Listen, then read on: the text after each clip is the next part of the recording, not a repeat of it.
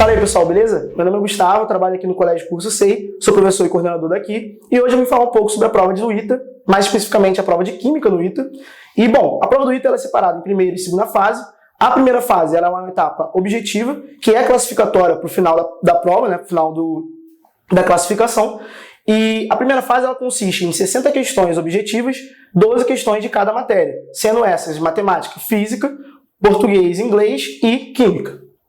Dessas 600 questões, você tem um mínimo em cada prova, que são 5 questões, e um mínimo do dia, que depende do ano. Então, ela vai depender da média global daquele concurso. Então, ainda é variável, mas basicamente essa foi a grande diferença da prova do ano passado, do anterior, para a prova de agora, que é o número de questões e o número mínimo de questões. Pensando na prova de Química, na primeira fase, ela tem 12 questões, e dessas 12 questões, muitas delas são teóricas. Então, a primeira fase do ITA é muito comum que você precise ganhar tempo. É uma prova de tempo, uma prova difícil de você finalizar todas as questões nesse tempo. Então, ter uma prova mais teórica, que é o caso da Química, faz você ganhar muito tempo na primeira fase no geral. E nessa prova, ela tem entre 6 e 9 questões teóricas, de 12. Então, é uma boa porcentagem, né? 75% da prova costuma ser teórica, e as questões de conta costumam demorar mais. Então, se você mandar bem nas questões teóricas, muito possivelmente você vai mandar bem na prova no geral. E isso ajuda você a fazer o corte do dia, ajuda você a somar o número necessário para você poder ser classificado para a segunda fase e também para melhorar a sua média no geral.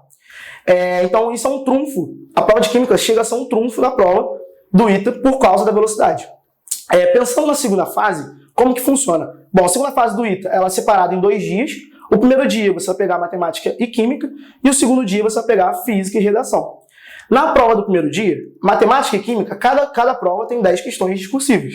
E essa prova, ao todo, tem 4 horas. Então, a primeira parte da prova é você pensar, eu vou gastar quanto tempo em cada prova? Isso é uma discussão muito grande que vai depender do seu treino ao longo do ano. Então, se você gasta mais tempo em matemática e menos tempo em química, você pode estar prejudicando a sua prova de química. E vice-versa. Então, o ideal é você buscar separar algo próximo de 2 horas para cada prova. Só que não necessariamente direto. Isso vai depender do seu treino e de como você está desempenhando os simulados. Bom, para a parte de química, eu considero que você vai ter que gastar ao todo mais 2 horas, mais ou menos. E nessas 2 horas você vai ter 10 questões discursivas para fazer. Essas questões vão estar separadas entre físico-química, química geral e orgânica. Química geral junto com inorgânica, né? Então essas 3 matérias, elas têm uma boa homogeneidade na prova. O que isso significa? Bom, basicamente cai o mesmo número de questões de cada matéria. Físico-química, que é uma matéria muito mais densa do que as outras, no quesito conta, acaba caindo 3 ou 4 questões. O ITA não gosta tanto de físico-química. Ele curte mais química geral. Então, no caso de Fisqui, você tem que buscar bastante se preparar para as matérias que mais caem. Por exemplo, termoquímica, eletroquímica, equilíbrio químico iônico, inclusive equilíbrio químico iônico. É uma boa pauta para você estudar, porque o ITA gosta bastante dessa matéria, ele adora colocar gráficos para você fazer, então não é simplesmente você saber as fórmulas, você tem que estar entendendo bem a matéria, tem que estar conseguindo desempenhar a matéria bem, criar os gráficos necessários de pH, de KPS, tudo isso já foi cobrado no ITA ao longo dos anos. E também cinética, que é uma matéria que o ITA se amarra e adora. Radioatividade também é uma matéria que pode cair na segunda fase, pode cair mais na primeira, mas também pode cair na segunda. Mas cinética é uma matéria que com certeza vai estar no ITA, tanto na primeira fase quanto na segunda. Então, dos tópicos que eu falei de físico-química, eu daria mais atenção para cinética e equilíbrio, com certeza. Eletroquímica é um tópico que nunca vai sair do ITA, mas não necessariamente vai cair nas duas. Na primeira fase e na segunda. É muito comum que caia, mas não necessariamente vai acontecer. No caso de química geral, o que o ITA gosta bastante? Ele vai cair, na prova dele, vai cair com certeza estequiometria, vai cair misturando com gases também, então é algo que o ITA gosta bastante, misturar estequiometria, gases, combustão. Então, a questão de estequiometria normalmente é de combustão. Todos os anos cai uma questão de combustão diferente no ITA.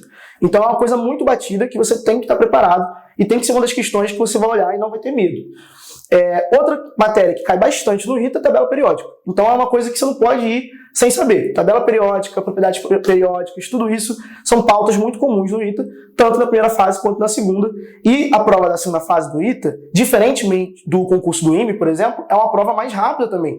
É uma prova mais teórica a segunda fase. É diferente da segunda fase do IME, né? Então o ITA ele gosta muito de conteúdo, ele gosta muito de teoria e ele vai perguntar na tabela periódica perguntas, né, teóricas de propriedade periódica e de tabela também. Então você já tem que estar indo preparado para isso.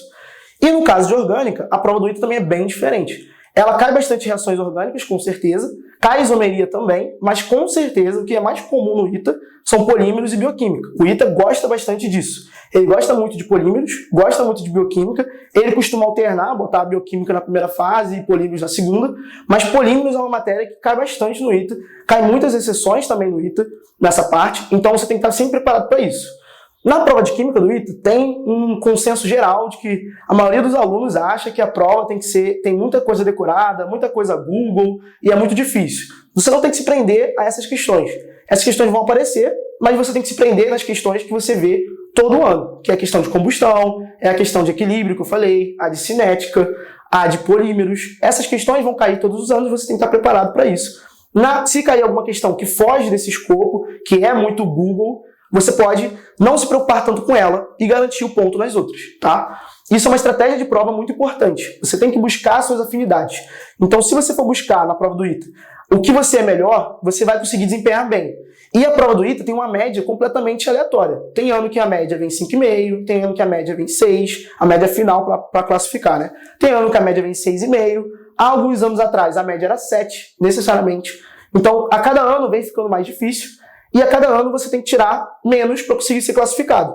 Então, não se prenda a uma questão, duas questões que você não lembre, porque é uma questão muito Google. Se prenda nas questões que mais caem, porque elas são as que caem todos os anos e você tem que estar preparado para elas.